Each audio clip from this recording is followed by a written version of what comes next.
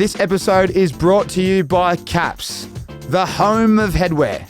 Although, if you think they're just doing headwear, you've got it wrong. If you've been tuning into the show, you would have seen my Larry Bird vintage Mitchell & Ness t-shirt.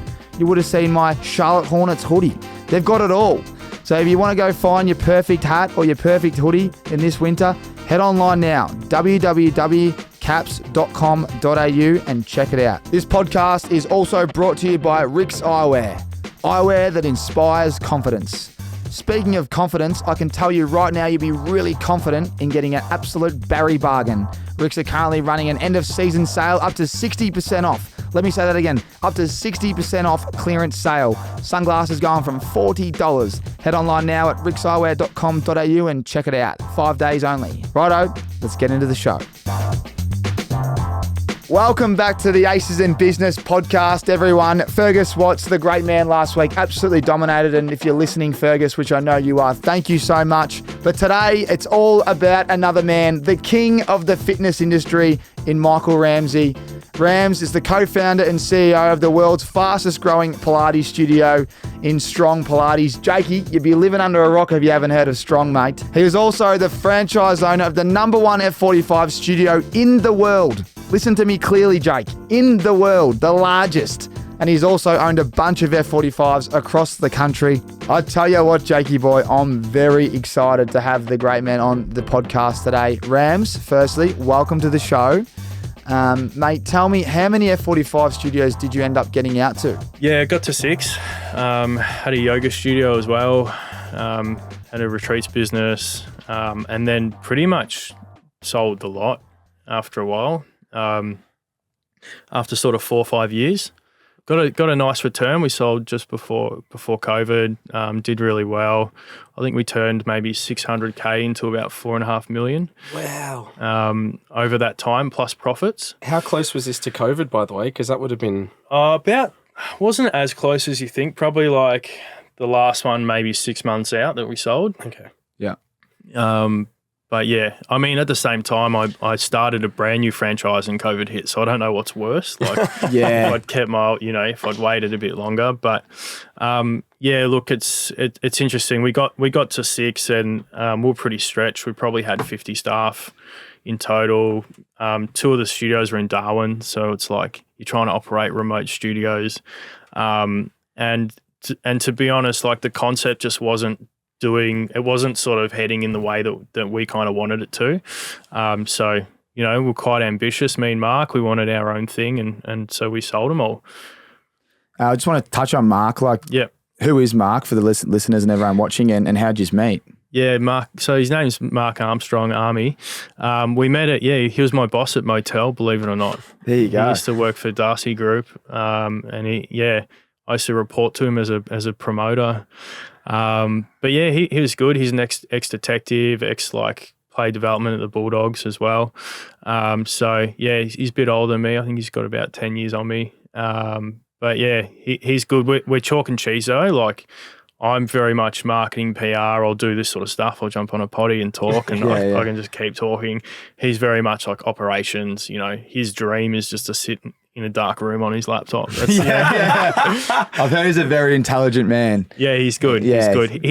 He demands respect. Like, you'll enter a room and you can, people will like every time he talks, people they'll listen to him, he's good. It's nice having a very contrasting business partner because, I reckon I'd butt heads with myself. Do you know what I mean? Yeah. Yeah. Two creatives, and it's like that though. They say that in business that you need that balance, and that's fantastic. Well, mate, congratulations. You've sold your F45s and then you've started Strong. Let's talk about how all that come about, and again, what was the light bulb moment there? That was a really interesting one actually. I broke my ankle, believe it or not. So I got all the followers that I have on Instagram I used to get from doing stupid like fitness vids, right? I used to do like big tuck jumps. I was like the plyo guy, and I'd work with Adidas to do all this like creative sort of movement stuff. And I was doing an Adidas campaign for a new runner, and the brief was like jump over a shopping trolley and do all this like street stuff. And literally like we just started rolling and we just warmed up. They're like, we'll just do a pretend take.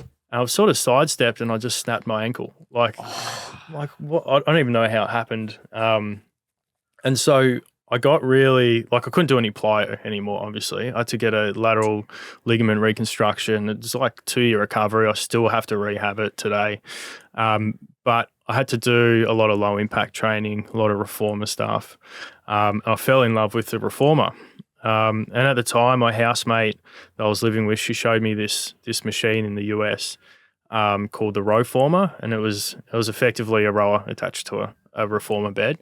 And I was like, geez, that makes a lot of sense, because I've been doing these reformer workouts, but I've always felt like I need to do a run or I need to go for do some sort of cardio. Sweat.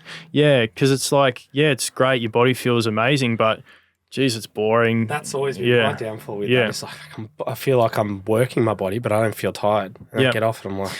And you don't get much of a calorie burn with a lot of reformer classes either. So, people are always trying to drop body fat and they can't. They might have great, mobility, their muscles are activating, but they're just not dropping body fat. And at the end of the day, that's what most people want, right? So, so I went over to the States to check out this machine. And I did a workout over there. It was in the US. And it had about like sort of 10 beds in this little studio. Loved it. Like hardest workout I've ever done. Just going from the rower to the reformer, like smashing out a massive sort of like, let's say a Tabata row, like over 5 minutes. So you're out of breath and you go back to the reformer and you're holding a plank under tension, under spring-loaded tension, and you can barely breathe and your heart rate's through the roof and you're sweating and you're like, this is amazing. Like, why don't we have this in Australia? So I was like, all right, I've got to get this to Australia. But the problem was like, the business model in the States probably wasn't set up the way that it should be for success. So things like even the amount of beds, the customer experience, the music, the lights, all that sort of stuff needed to be worked on. So we were like, all right, me and Mark went over, did the same thing, loved it. He came back.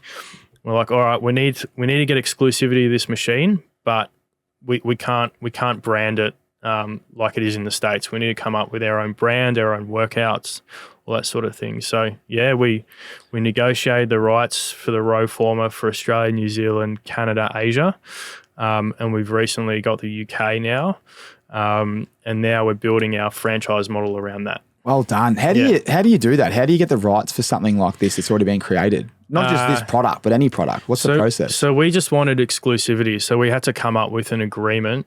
Basically, you got to go to a decent lawyer, spend a heap of money and get the agreement done. Does that prevent, like me and Tommy, for example, going out and buying them? That's right. So there's a patent on the machine, so no one else can no one else can manufacture the machine, and no one else can buy the machine in Australia, New Zealand, Asia, Canada, UK. And who do you do the deal with? The creator in the US. Right. Geez, the manufacturing company be burning. That's great. That is so cool. So you pretty much got no competitors. Yeah, that's right. And even the space that we're in is so unique. Like we're generally, when we open a new strong studio, the first lot of people that come in are Pilates instructors. And then we start to get a lot of the Pilates people, because it's your next progression, really. It's a very tough, high resistance based Pilates with interval rowing. And we're bringing in a bike now as well, which is really cool. But it's just, they're sort of the first people we get. And then we're starting to get a lot of the people from other sort of group fitness concepts that have been, injured or, a lot of high impact stuff. We're getting those guys because their bodies can't handle the jumping and the burpees and that anymore. So we kind of now label ourselves, we're like the heroes of low impact. So we're a very, very tough workout, but we're completely low impact. So no burpees. If I see burpees, I'll burn the studio down. We used to have to do commando rolls when we fucked up at training, and mate, they're hard work, but geez, talk about impact and just blokes kicking you in the head. You're like, you almost get angry, mate. But I must say, the reformers are massive. I mean, I can only speak from the AFL community, but they're massive. A lot of players do them on their off days. They they do Pilates, but they do enough cardio so they don't have to do what you're doing. But it's very popular. And I want to ask you, male and female, what's the difference at the moment and what's the plans? Because it is obviously I feel like it's a very female orientated, business, the Pilates reformers. There's more chicks. But the males are starting to go, hang on a second. Yeah. And they're growing every day. It's we're very gender neutral in our branding, but we still get females, like they're always early adopters. And it just is what it is. It's a market. And that was the same when I had F45s. We were 80% female at the start, 20% blokes. As you progress in your business life cycle, guys start to come in and they start to realize, that this is actually decent. But we're trying to expedite that. So as I said, like we're completely gender neutral in our branding. Like Trav Boak has come on as an ambassador. He attributes a lot of his success and his longevity in his career to Pilates. So he's really helping us build the male market. We just had Fev in. He just did a transformation. So that was interesting. But he was good. He lost a bunch of weight, and then I think he hurt his hand at playing footy or something. So I'm still hounding him, like, hurry up and get back. But it's been good. Like, yeah, it's just always a slower progression in the fitness space. Females, it's almost like too easy to get them in. They're willing to try new things. That's fascinating. A lot of them have experience in Pilates as well, so they don't feel intimidated to come in and try it. Whereas, guys struggle. So we built out our own tech as well. So we've got TVs as well with the exercises, but the instructor actually uses a clicker and they click through the exercises as they're taking it, like a PowerPoint preso.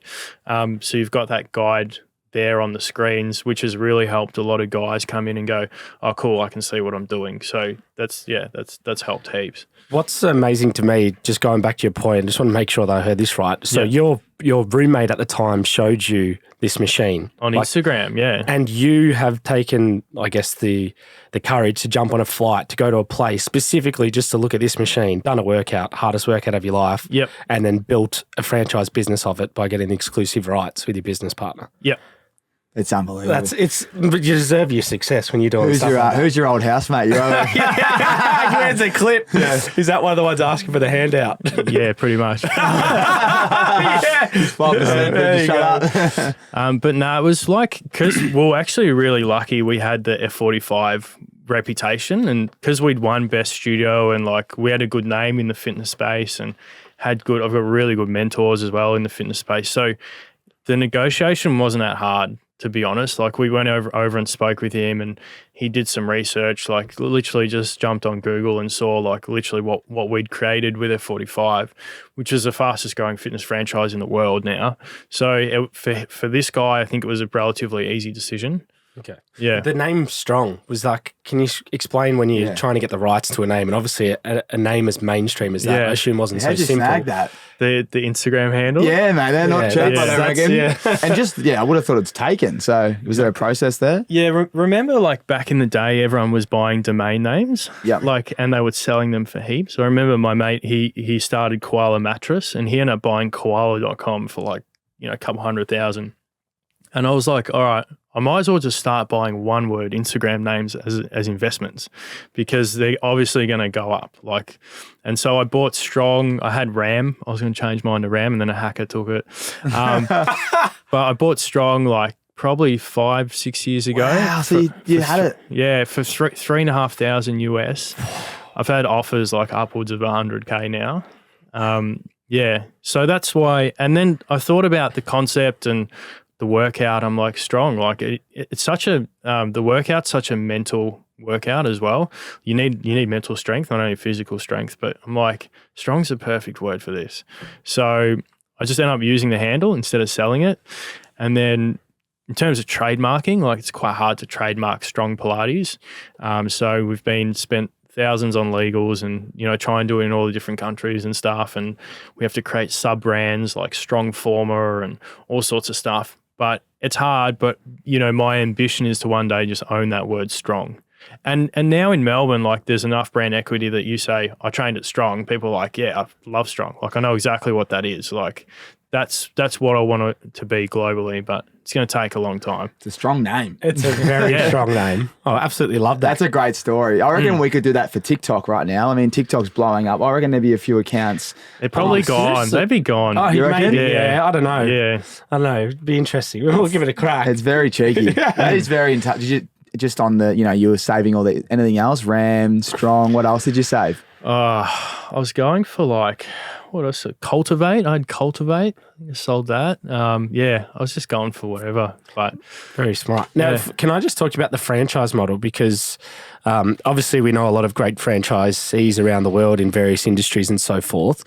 For you as a business owner, obviously you've been a franchisee and then you guess the franchisor in a way at the moment now. Yep. What's sort of the good and bad, or the risk and the good that's associated with that? The good is obviously you've got an established brand, you've got established systems, and you're coming into a ready-made sort of business. So a good example of that is the Hobart launch over the weekend. If they had done their own reformer studio, there's no way they would have opened with 160 members on direct debit. And you got to imagine our break even for a business is like 70 members. So they're making profit from day one. So that's your big advantage. And then you've got all your systems laid out. You've got all your marketing. You've got all your operations. You've got all the onboarding, the support that you need. I guess the negatives to all of that is if you want to be creative, which is what I really struggled with F45, was I wanted to target a different kind of demographic. I wanted different kind of marketing.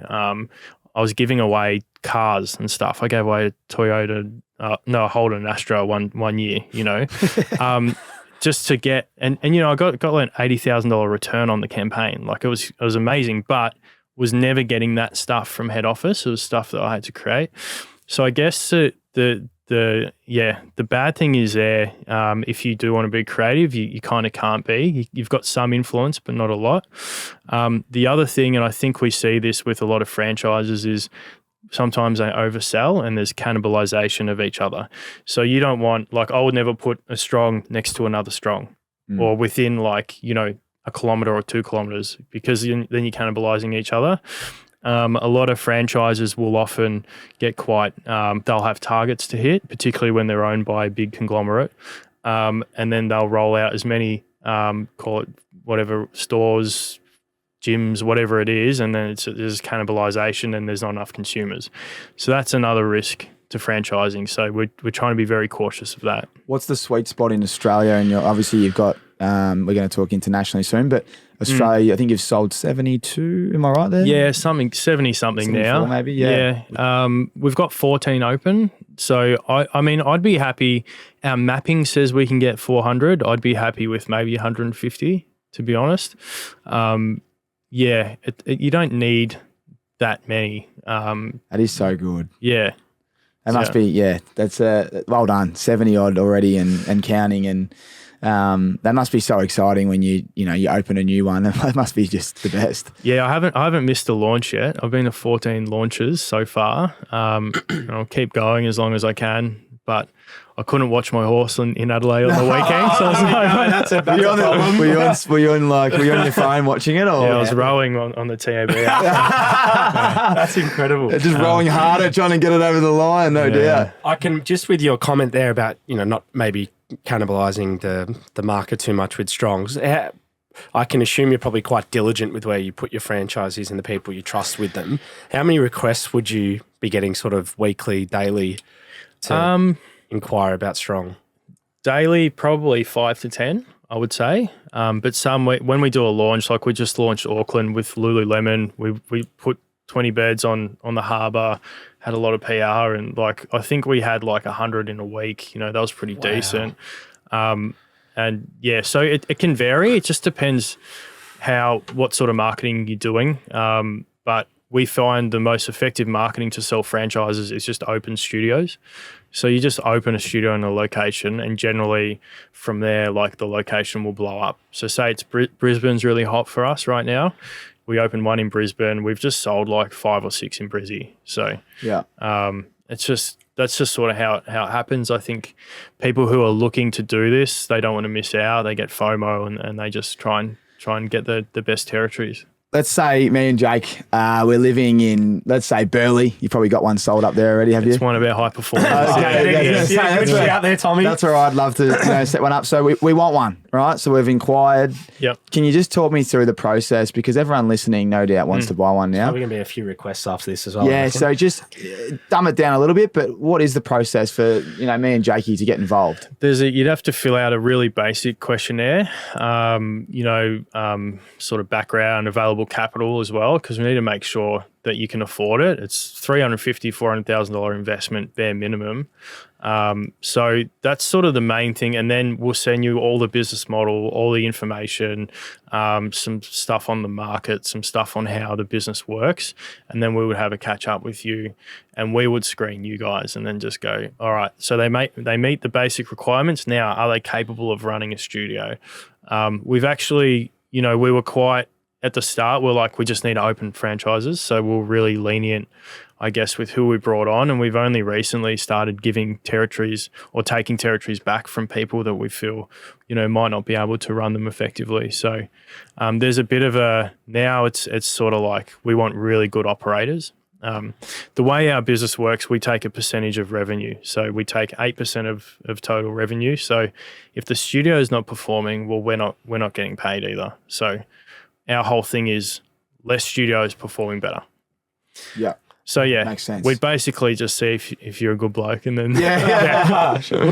Being good blokes get us a free license, maybe a bit of PR. Tommy knows a few people. We're sign up, get Toby Green. 45 pitch. Get some AFL boys in and just get a freebie. That's outrageous. It's so interesting because people have got wind of that story, and they've actually tried to do it to me. Well, do we get a free territory if we do this and this? I'm like, it's a bit different. Come on, boys, a bit more creative. We did that 10 years ago. Yeah. Seriously. Now, the studios are beautiful. I've seen images of them, and obviously I know people that live in the Gold Coast who've posted, and I put the dots together when you were coming on the show. You mentioned you got obviously the marketing background, and back then, especially F45s and so forth, everyone remembers influencers posting them, even cafes were doing it and stuff. That approach has changed a little bit now, as you said, in your eyes. What's your marketing strategy around to develop growth? I would say the number one is now referral, based off referral. So, and that's community driven. So for instance, let's say generally in the boutique space, you cap out around 300 members. If you've got a studio with 150 members and everyone brings one person, you're full. Right. So to me, that's the most effective way of building your studio is if you sort of leverage your own existing client base. We now focus more on local area marketing. The ambassadors are no longer influencers, they're hairdressers, and they're people who talk to, people in the community, baristas, business owners, people with really popular businesses in local communities. They're the best ones to get into your studio, not so-and-so who was on maths. People that understand how hard it is and real referrals. There is a place for that other area, the influencer area, and it is good, like PR launches, everything like that, just to get physical eyes on something. It's really effective, and I won't discredit it too much because it still does work. But in terms of building your community and people who are going to stay and actually utilize your product, they're the ones you want to go into your community. You don't want to go external. I love that. Yeah. And I love how you're building a community. It's really important. And you're doing a great job. Now, this is something that I come across in my prep, Jakey boy, and I love this because something that happens in, you'd know at a soccer in your locker room and at a footy club. When there's a bit of BO in the room, mate, and there's something that just doesn't smell that well, it's a bit, it turns you off a bit. You've come up with your own scent for all your places, I've heard, and there's a bit of study behind it. Yeah, you've done your research. Yeah, I really like this, and I want you to talk me through the process of how the statistics behind the research, and also how you've done this, because it's very smart. This place sounds unique already. It needs to be smelling good, Jakey. So we developed our own scent because we want everyone who walks into a studio to recognize that they're in strong, right? So we've got tones in there. We've got saffron in there, which is it sort of smells like chlorine. The number one reason females left gyms, I think it was 2017 or something, was due to cleanliness. So we put this saffron in the scent. So it kind of smells like a chlorine, but at the same time, we've got cognac in the scent because we play a lot of Jay-Z. Because no shit. So when you're on the reformer side, You're playing R&B. It's slower, time under tension. You know, it's like more chilled vibes. So we played Jay-Z. So like, all right, let's put cognac in the scent. And then we've got other tones that uplift and yeah. So we've got this amazing kind of scent that we've created that all the studios now use. So it's really cool. My brain has exploded. Yeah. Cognac in a scent. Yeah.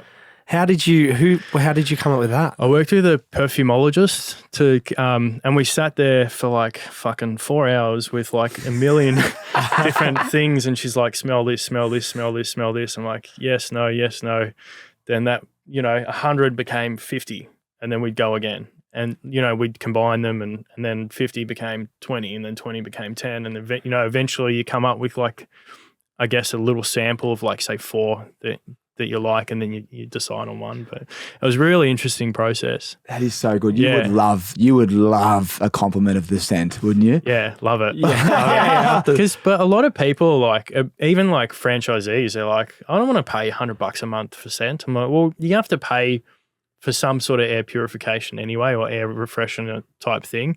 So why not do that? And then they get it in, they're like, oh, now it makes sense. Like it hits you, walk in, it hits you like, fuck yeah. Like it's just like this really, uplifting kind of smell. So you obviously have had a clear vision of like the experience you want people to feel, not just in the workout. Just can you, for people like myself who haven't been in a strong, what is the actual experience like when you come in?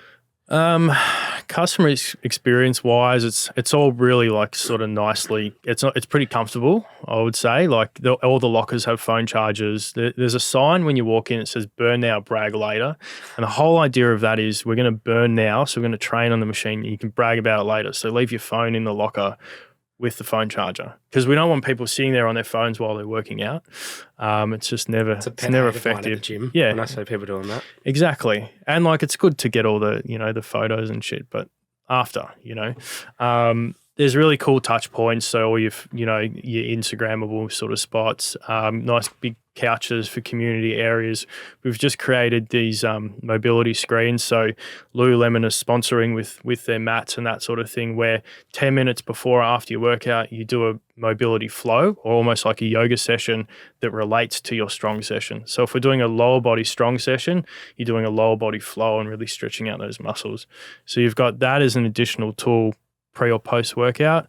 And then the experience itself in the studio is just crazy. As I said, like, lights are up, R&B's on, you're working through your strength component. And then when you go to your rower, lights come down, deep house comes on. It's like a nightclub in there. Yeah. Oh, so you've got different vibes for the different stations. Yeah, you want people to go hard. Like, oh, that's awesome. Yeah, we got to get in there. Yeah, I think so. I think it's a must. It's mad. Like it's really good. Post workout, you get a towel that's been in the fridge and soaked in eucalyptus oil. So you get this cold towel you put over your face, opens up your airways. It's mad. That's an experience and a half. Oh, I felt like I was there. That everyone in the world needs on a Monday. Yeah. Mate. And on the workout side of things, how long does it go for? 30, 40 minutes? Yeah, they're 50-minute blocks, but they can go anywhere from like 40 to 46 minutes. But yeah, we've got a whole programming team that works on different types of programs. Like it's every day is not the same. Like we've got a new class called Strong Climb. It's endurance based, huge calorie burn, lots of long efforts, even like long sort of holds under tension.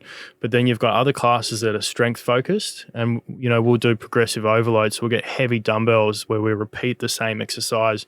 We'll actually stop and rest, recover, go again. So we're actually building muscle. There's hypertrophy, people are getting stronger.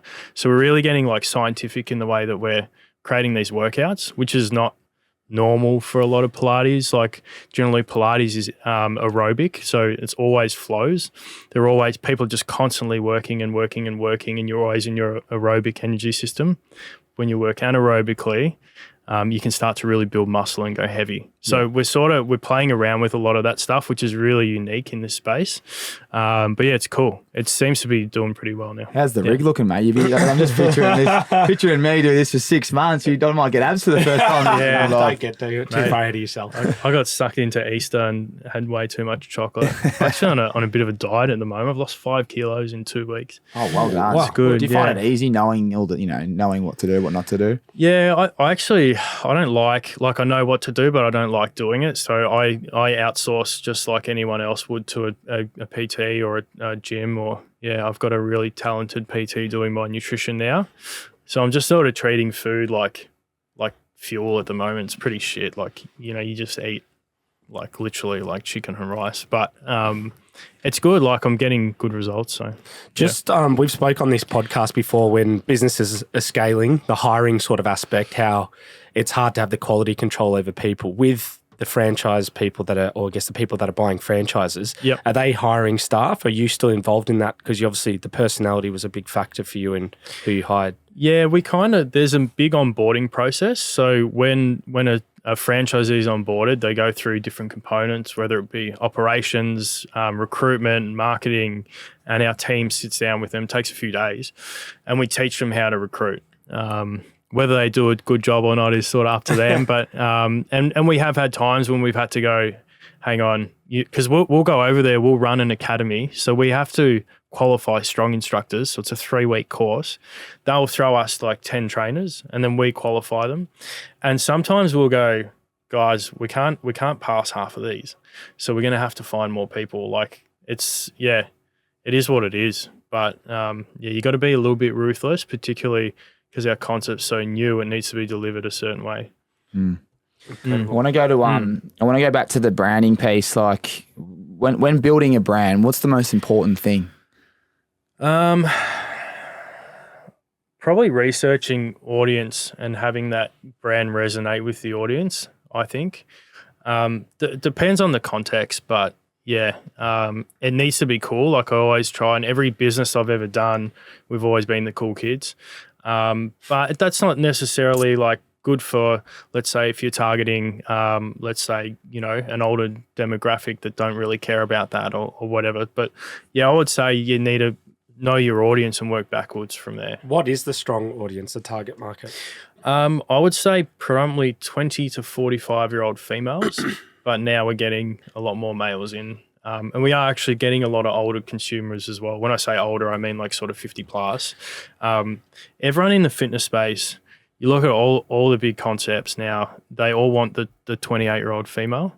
Like, that's their thing. And everyone's fighting over this sort of same, call it a muse. Like, but we're sort of trying to now cater for everyone. So we're doing like beginner classes, all that sort of thing. Have the entry point a little bit easier so we can broaden our demographic. That was my next question. I was going to say, within the fitness industry, what is the biggest trends that you're seeing? You just kind of mentioned one then, but it's interesting. Pilates is definitely flying. And there's a big reason that we got into it when we did. A lot of research around that. The problem is big market research firms will define yoga and Pilates as one. So you look at all the data around it, and it says that the yoga market is taking off as well. But the yoga market is in fact like on a bit of a decline now. And Pilates is the thing that's propping it up, right? So Pilates is big. Boxing kind of goes in and out, You see a lot of traditionalists that do really well. But there's a lot of boxing concepts that will do really well for 5 years and it drops out. And it's like sort of like this interesting curve. I don't know. It's every country is different as well. We know that in Canada, there's a much bigger megaformer market, which is sort of like what we do more in a Pilates sense. So we're launching in Vancouver soon, which we're really excited about because the market exists there already. We're not doing all this work to build the market. Does that make sense? Yeah. But it's fitness industry is incredible. Bodybuilding's coming back in a big way. Group fitness bodybuilding. Did you get into that, bodybuilding? I'd love to have some muscles. When did actually Strong start? Because I just wanted to talk about the COVID period because fitness industry took a big hit there. And obviously yourself, it seems like on the back end of it, which we've only really just come out of, you're doing really well. Yeah, it was sort of just late 2019, early 2020. So literally practically COVID. When it hit, pretty much when it hit. I think we'd been operating for like 3 months, our first flagship studio. And then I jumped on a flight to Darwin. I quarantined, got to Queensland, was able to launch a studio in Queensland and keep the brand going whilst Melbourne was in lockdown, and all my staff were stuck in Melbourne as well. But because we opened that, as I said before, the best thing we can do for the brand is to open a studio. So we opened one on the Gold Coast, and all of a sudden we sold 4 or 5 more. So it's like that's the best thing that we could do through COVID. So we kind of just got away with surviving, whereas a lot of brands were quite stagnant. So yeah, we're pretty lucky. Yeah, well done. That's incredible. Yeah. Are there any in Perth? Perth, Mark's going across next week. Actually, he's visiting about eight people at the moment. I need to get one. Yeah, so I just But knew we haven't opened one yet. But as soon as we do, I know the right people for one. yeah, we've got sites actually, because you want a cheap site. You want something that's only like 40, 50, 60K a year. Yeah. And we found some crackers. So now we've got he's got like 8 or 9 meetings, he reckons, and someone will commit and just Are you finding these locations, or are people like Tommy who would be requesting you, empowering them to go hunt on realestate.com or whatever? both. Okay. But what we're finding is everyone in the fitness space, like all your body fits, F45s, fit stops, they all want 300 square meters. So it's really competitive. So what we have to do is effectively get in the pockets of real estate agents and stuff, because I hate all real estate agents, but you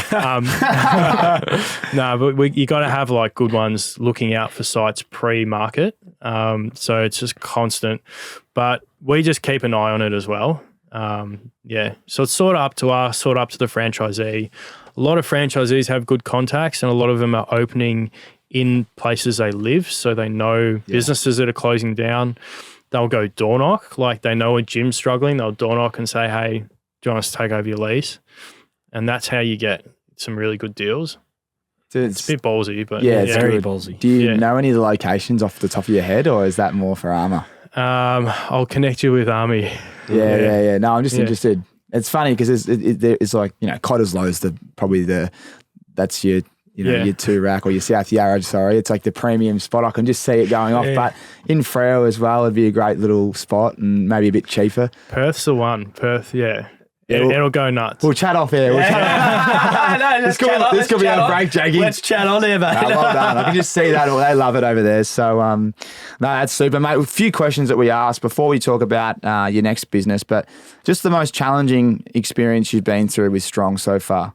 I honestly, and I've answered this a few, like I've talked about this a few times before, but I think now looking at everything in reality, the biggest struggle is being a startup and having wanting to be a big company, but only having cash flow for a small company, say. So we're trying to scale as much as we can. We're trying to scale, to an extent and be recognised in the industry when we're still a pretty small player.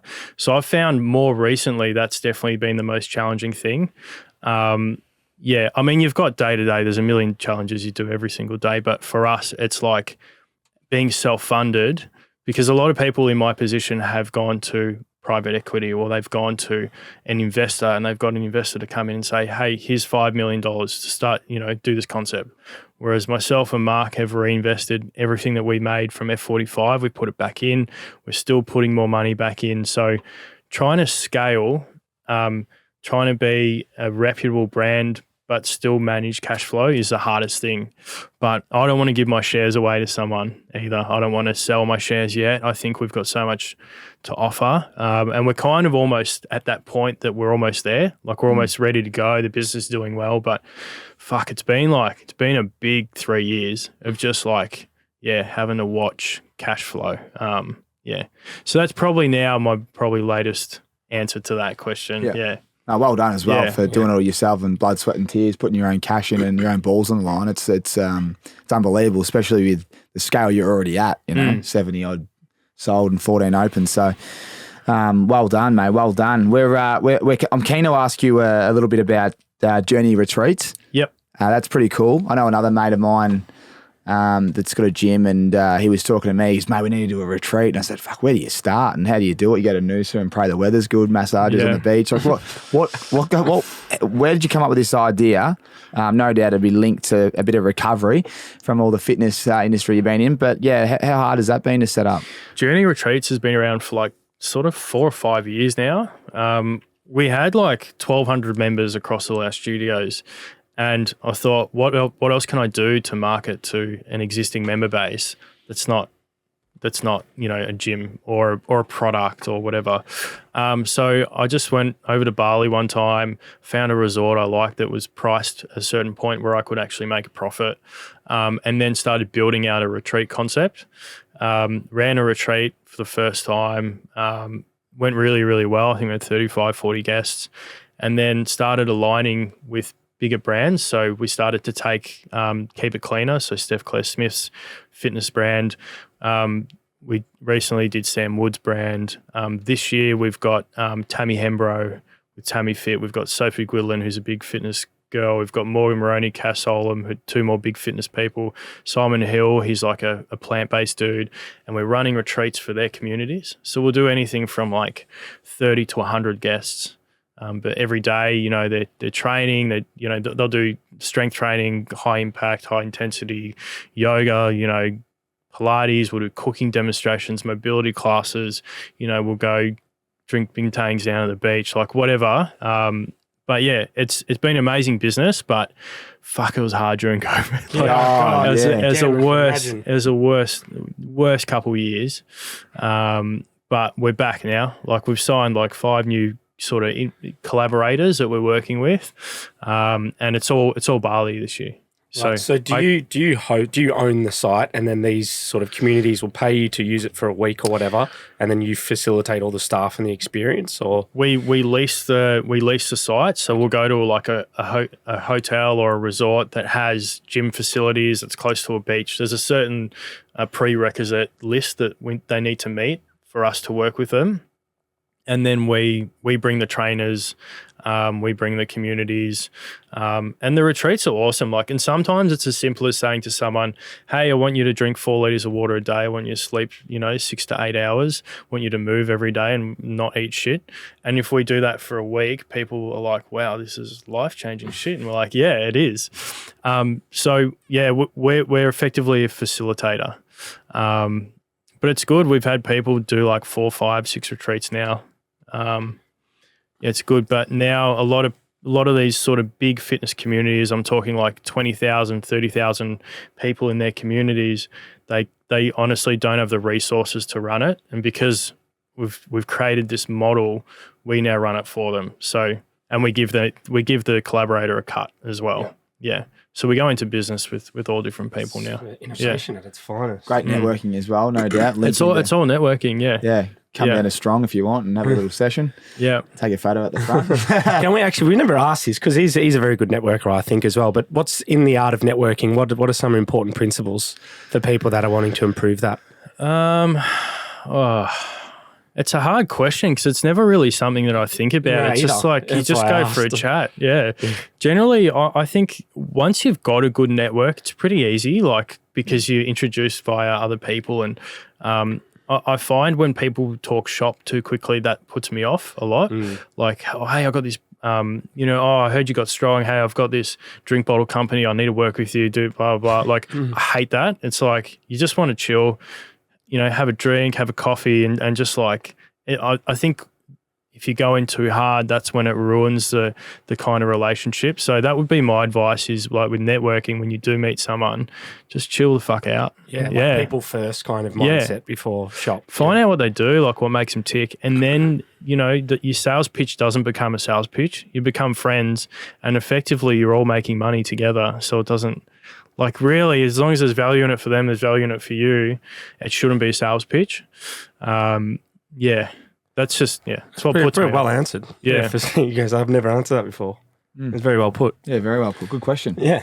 Well, who would know that? Like, you do it. You just do it unconsciously. You just walk over to someone and then talk shit. Do you know what's actually interesting with networking? I find it's quite easy to meet people. Yeah. It's then post that discussion of like, yeah, nice to meet you, da-da-da, then maintaining that relationship and creating something out of it. Because a lot of people in person say stuff, and then you kind of tend to, whatever their connection was, it kind of drifts if you don't sort of maintain that relationship or the follow-up and the steps like that. Yeah, and that's on you, right? Like, that's on you to maintain it, isn't it? So it's like, how much do you want to work with that person? Or it's interesting. And I've had combos with people where you just talk and you go into the abyss and you never see them again or talk to them again. You're like, yeah, hey, we should do this. And then you just never talk to them. Like, how do you do your time management? Because with all the things you're doing, your calendar must just be exploding. I just prioritize really. So like the times I work most efficiently are probably, 8 till 12. So a lot of that time is head in computer, like just getting it done, any sort of like, copywriting or branding or idea create, like anything, that's there. And then the afternoons are more for meetings. The afternoons are for catching up with staff, suppliers, all that sort of thing. So I just try and do something that works for me. But yeah, I've been traveling a lot lately. It's sort of been screwing with my routine a bit, but it's good. That's why I got a business partner, and it's something like I couldn't recommend more, is finding a good business partner to do 50% of the work, or even someone to bounce off, because a lot of top level conversations you can't actually have with your staff, or you can't have with a lot of people. So that's been really, really handy as well. And intertwining some horse racing in between the priorities. Yep. Yeah. Yeah. Which is the best part. Just a little quaddy in the arvo, just to split up all the You've tension. got to get off this meeting now, sorry. What is your greatest advice to everyone out there that's going to start business or in business? Look at the model, make sure the model is profitable. So you can't, a lot of people say like, just start, like just come up with an idea and start. But I don't think you should do that. I think you got to plan, you got to work out how you're going to make money, what your margins are, all that sort of thing. And once you've worked that out, then go for it. But I think people get stuck. They'll start selling a product or something and then realize, oh, hang on, I'm selling to a wholesaler and I'm manufacturing for way too much, so I'm never going to make any profit here. Like if you from the start get this right and then go hard, that's when it works. It's just, I think the entrepreneur space is a pretty crowded one right now, and everyone wants to start a business, but I think people need to chill out and be a bit more calculated. Very wise words. Take calculated risk. Great advice. We love that. With the retreat business, before we touch on a few other things, but how does like Joe Blow get a gig there? Because obviously at the moment you're doing those collaborations with big fitness, what do you call them, followings and communities that are already established. But again, me and Jakey just want to go down for a 1 week retreat. Yep. How do we go about that? Just jump on the website and book. It's journeyretreats.com.au. But yeah, it's good. We try and make the entry point. They're about $3,000 for a week, all inclusive. So all your food and all your training, everything. Accommodation, the lot. Accommodation, just not flights. But we try and do like there's payment plans and 4-part payment plans. But yeah, we've got one next week, so I'm going to head on that. I'm actually going to do it as a guest, which will be really cool, just to get some training in and drop some more body fat. And then, from then we're putting 5 more online, so nice. They'll all be on there. Yeah, that's a great price. You did do that damage at a bad afternoon at Potato Head, so invested in your health and wealth. Spent money worth. Spent worth. Exactly right. It is amazing. Like even like with Strong's $70 a week. It's sort of between 70 and 80, and people kick up a stink, like sometimes for the price, because they're like, oh, I pay, $9 a week at Fitness First or whatever. And it's like, and then you see them on the weekend eating at the most expensive restaurant, blowing $400-500 on a feed, and they can't pay $70 a week to look after themselves. Yeah. It's everyone's fucking backwards, I swear. It's amazing, but it is, people are now starting to really sort of take themselves as a priority. But yeah, it's just crazy, the mentality sometimes. You spent $80 in one shout. Yeah. Seriously. One shout as soon as you walk into a venue. Yeah. So yeah, you're right. It's the old, if you want it, that's the price. If you don't want it, that's fine. It's not for you. So it's that would do your head in though, people complaining about the price. And I get it. I get there's people that can't actually afford it, and it is a big ticket in there, they're what they can afford from a weekly perspective. But there are other people that are just, they'll spend so much money on going out and dinners and stuff, and you know who they are. Like a lot of the Melbourne studios, I know a lot of the people that train there personally, and sometimes they're mates. I'm like, stop being a cheap ass. You spent $700 on the weekend and you can't spend 70 a week like on a gym membership. It's crazy. Oh, prefers the sashimi over over the core stability. Wasabi on, and then the champagne and it's like, fuck it. We've got a few segments that we like to push before I open up with some of Tommy's stuff that he goes through. One of the questions we like to ask our guests is just around books or podcasts that have been quite powerful for them in their sort of business career or lifetime. Yep. Any recommendations for our listeners that have impacted you? To be honest, like mine are all pretty boring.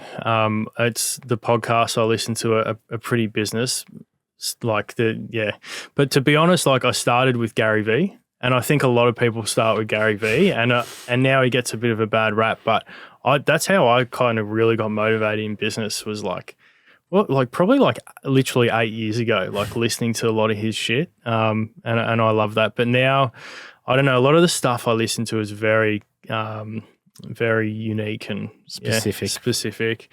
Even books, I don't really read a lot.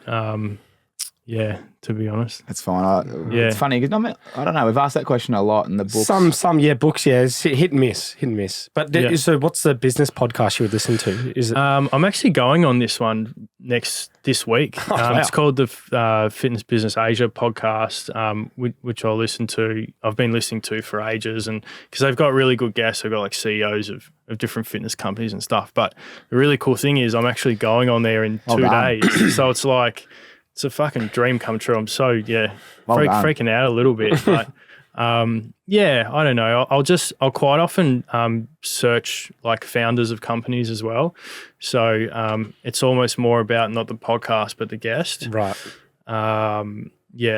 There's a few good fitness ones. Escape Your Limits, that's another really good one. But they're not ones that you would see on the top of the charts. They're just more like little gems. Yeah, There's a lot of little gems. Yeah. That's why this question's good, I think, because probably the mainstream ones most people know, but it's the ones that impact you guys. I like to just literally research people that I look up to, or people that have achieved stuff. My pet hate is people who give advice and haven't really achieved anything. So I really enjoy trying to find who the CEOs or the founders of the businesses are, and then finding a podcast on them. Fascinating. That's a great answer. Just on Gary Vee, have you taken his advice on cryptocurrency 8 years ago? Fuck no. I wish I did. The NFTs, have you bought any of them? No, I've got a few NFTs, but geez, the space is really... great time to buy in. Don't know if it's going to keep going down though. I hope you haven't bought Luna, Jackie. No, I didn't. Thank God. Nothing's going any good now, is it? But what I bought in crypto out 3 years ago, it's out now. Really? Yeah. So it's back. So I could have just bought it. I could have bought in now for the same price. Oh, you're going to go boom? I don't know. It's very interesting because when crypto goes down, NFT kind of goes up and vice versa. But this like crypto drop has been like staying around for a little bit too long. So it's a bit more than a hiccup, because it used to drop, like it would flex, and then, but it would come back up and you just don't look at it. But now it's like, fucking hell. It's worth a dabble, I reckon. Is the NFT space still doing well? It's not as prolific. When I say not as prolific, there was a lot of projects that were coming on and just rising. So if you were flipping and selling, if you switched on, you could make a lot of quick money. Now it's really like heavily tilted. Like there's whales in the market that are, really dominating, and the roadmap is so important that people don't really research. You kind of, I don't know. I honestly think when there was all of a sudden, a war going on in Ukraine, and it sort of puts things in perspective, and you look at all these stupid little NFTs coming out. It's like, why the fuck would I buy that? Yeah, exactly. Yeah. To me, that was like a big, because I was looking at it heaps. I'm like, would love to own a Bored Ape or, yeah. Whatever. I'm having these discussions with myself now. I'm like, should I just sell them all? What's this stupid little? I know it's on a blockchain or whatever, but who cares? Like it's stupid. It's a JPEG. To be honest, like, and I know that there's a lot of people that invest their life into this stuff, but man, the reality for me is where it's at, and I find that a lot of the crypto stuff, NFT stuff now is a distraction, and if I just focus on what I'm doing and what I'm good at, But I couldn't agree more, mate. It's a dangerous space at the moment. But anywho. Now, this question might stump you. One of our shows, give me that cap there, Jackie boy. CAPZ is a huge sponsor of our show, the homeware headwear. I hope you like wearing your hats, and if you like your American sport, mate. So thanks, mate. Feel free to put that on if you want. I don't want to mess the hair up though, but the hair's pretty well done. I'll send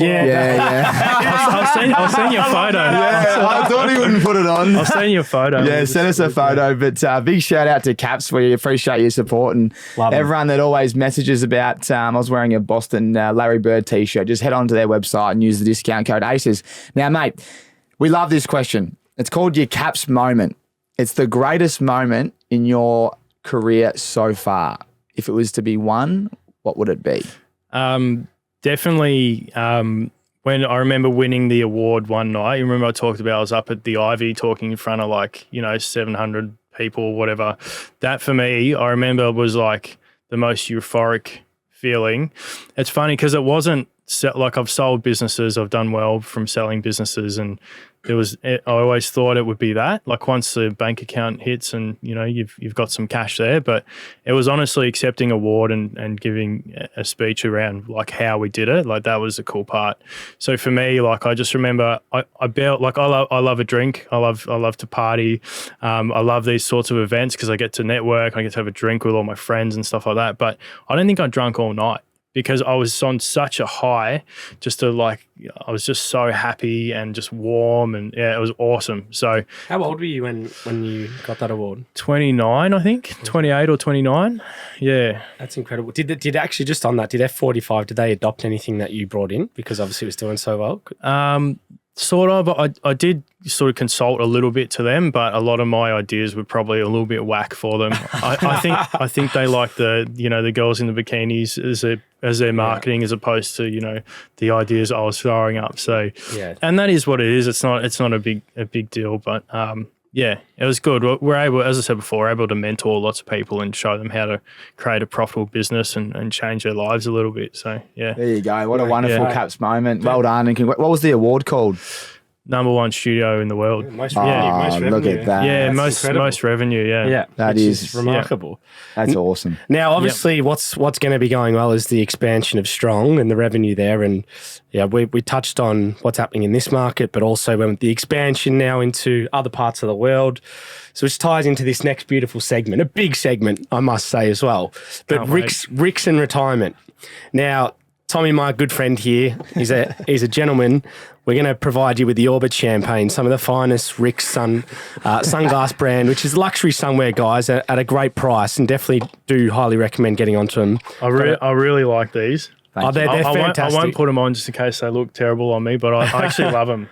Chuck them on. Give me a look. I can tell you. Be honest. No, they work. They're good. They work. Yeah. Always. They always work. Champagne. I'll wear them to Bali next week. There you go. Beautiful. That. But now, obviously, in the position you are, we do want to ask, when you get to the point of you're happy with where Strong's at and you want to throw the feet up and you've got the pair of RIXX on your face in the sun, where are you retiring around the globe? Where's your place that you would love to? Honestly, I know it sounds weird, but I love the Goldie. I love the Gold Coast.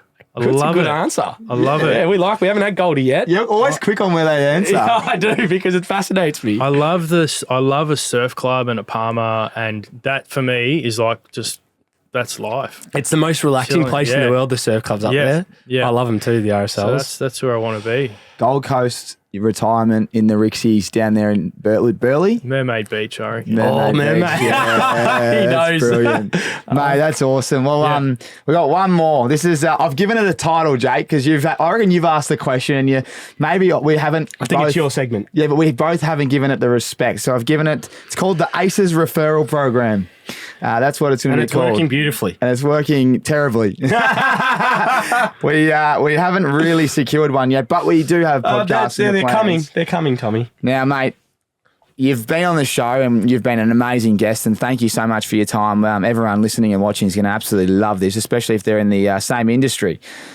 Now that you've sat through the podcast, you can see, I won't put words in your own mouth, but it's pretty relaxed and good fun, I've dropped a few names already, I must say. I know. Who would be a guest that you no doubt can 100% guarantee they'll join the podcast and will give great energy, insights, and be, again, just a wonderful guest for Jakey and I? In the business space? Yeah. For an Aces in Business episode. Yeah, for this platform. I reckon, do you know Spoonful of Sarah? Do you know her? We do now. I've heard of that. Have a look. She's got her own podcast, great podcast, very, very articulate, she would be amazing. She's done some really cool stuff. So I'll chat to her. Good following, good audience. Hang on, liking Yeah. the lead Yeah. on this Ooh, one. Yes, this is what we like. So Yeah. what she's doing a podcast? Is she Yeah, what kind of she's business? CZA, it's called. Okay. She interviews a lot of amazing people. She's interviewed Gary Vee before, actually, which is really wow. cool. But she's done some really cool stuff. I reckon she'd love to come on. Oh. What was her name again? Spoonful of Sarah. Look her up on Bang. Sarah Davidson. Look her up on Instagram. Sarah, if you're tuning in. We'll see you soon, Sarah. We Yeah. hope. Check your Be our DMs. pleasure. Well, mate, honestly, on behalf of everyone listening and watching from the Aces community, thank you so much for your time and your honesty and your insights. And yeah, we just wish you nothing but success. We've got to get down and do one of these sessions. We've got to do a session. And can't wait to give you the feedback, but it sounds like it's going to be a lot of fun. Awesome. Thanks for having me on, boys. That was good. Pleasure. Pleasure doing Very business. relaxed. I like it. Thanks for listening to another episode. If you enjoy listening to our podcast, please feel free to hit us up on our social channels at Ausmerican Aces. If you're entertained, inspired, or feel more educated, please share it with your friends and family because we appreciate the support. Righto, catch you on the next one.